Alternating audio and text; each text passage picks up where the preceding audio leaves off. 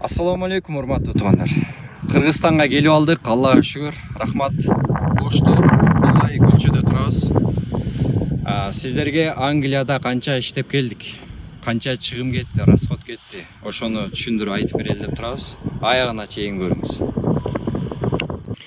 Мен башында GS'те капустада иштегенге байланыштуу туугандар 220-230 миңдей бир айына чыкты да. Бир ай бир жума иштедим. Ал дагы баягы аябай заказ көп болуп, иш катуу болгон үчүн ушундай болду. Кийин башка жакка которулдум. Кийин башка компанияга бардым. Ал жакта дагы 180-200га жакын акча болотты. Кийин Таннет дегенге өттүм. Ал жакта 120 миң, 160 миң ушундай айлык болду. Башкача айтканда туугандарым, стабильно бир айлыкта иштебедим да. Ар кандай компания, фирмаларга трансфер, перевод болгон үчүн ар кандай сумма болуп чыкты. Эми ушулардын баарын кошобуз. Мага расходторум туугандарым башында бир 200 баягы неме менен кошулуп, билет менен кошулуп, баргандан кийин жашаган, виза ошолор менен кошулуп бир 250 миңдей карыз болуп, аны барып төлөдүм да. Анан бул жакта апама квартирага төлөш керек болду, жеген ичкенине акча жөнөттүрүш керек болду. Ошентип атып 300-350 миңдей акча расход кетти мендечи. 350 миңдей. Бул жакка келиши неме менен кошулуп, билет менен кошулуп. Ошондо мага азыр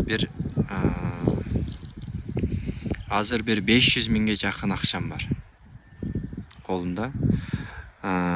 200 миңге акча, бул 100 миңдей акча, бул налогтун кайтарылышы жана 100 миңге жакын бул дем алуу отпускный акчасын төлөшү. Ошондо мага 700 миңдей мындай иштеп келдим десем болот да Англияда. Расходторум менен айттым го сиздерге. 300-350 миңдей расход кетип калыптыр. Ошолорду кошкондо миллиондон ашык акчага иштепмин. Кудайга шүгүр. Ушул сөздү уктуңуздар, ачыгын айттым, жашыруу эч нерсе жок. Өзүмө каалаган жакшылык сиздерге да каалайм туугандарым.